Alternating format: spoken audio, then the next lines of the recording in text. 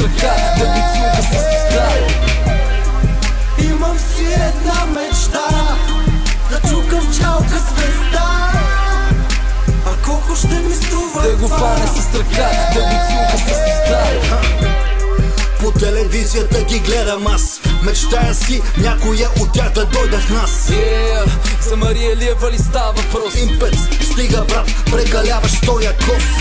Говоря ти за уния сладки корвета, слачени до пета по телевизия планета. Става въпрос за Анелия. Много ясно искам да и го набутам целия. Аз пък си мисля за Галена, вместо микрофона да ми наплюнчи члена. Ира от сока и да ми пие сока. Какво ще кажеш за Преслава? Тая е жестока. Камелия съм чул, че има тесна сливка. Не знам брато, ще питам Гошо от почивка. Чакай да ти кажа притч за Соня Немска. Мечтая цяла вечер да ми прави френска. Имам си една мечта, да чукам в чалка звезда. А колко ще ми струва да го фане с ръка, да го целука с уста. Имам си една мечта, да чукам в чалка звезда. А колко ще ми струва да го фане с ръка, да го целука с уста. Надявам се тая песен да я чуе Райна. Ако ми пуснеш, ще го запазя в тайна. Ебавам се естествено, чудя се дали до пето ти е дествено. Гергана, Джена и Ивана, Мания Ивана, тя е дебелана. Тогава нека да се спреме на Лияна. Спортни баджаци брато, само да я хвана. Ще изабия ножа на дълбоко. Ще пробвам с Емилия, вече не е скоко. Жестоко ще го подам на Глория. Казвам ти брато, ще бъде фрик история.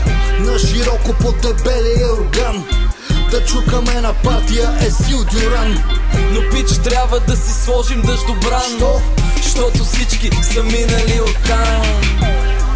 Имам си една мечта, да чукам в чалка звезда. А колко ще ми струва да го фане с ръка, да го целука с уста.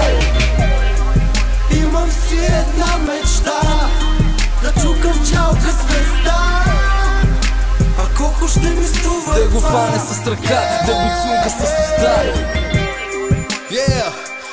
Специални поздрави за Алисия. Няма да забравяме Теодора и онази сладка мръсница Емануела. И нека се върне малко back in the days. Поздрави за Нелина. Да, и волната пеперуда Кати. Цела вечер бати да те клати. Окей, знаме схемата 4-4-2. Специални поздрави за Кали. Кой не е виждал нейните прекрасни цици? Не може да не поздравиме Андрея и малката Мария. Тя е в моите чекия нон-стоп. Точно така, бейби. И на финала, но не на последно място, не може да пропуснем кораба майка Сашка.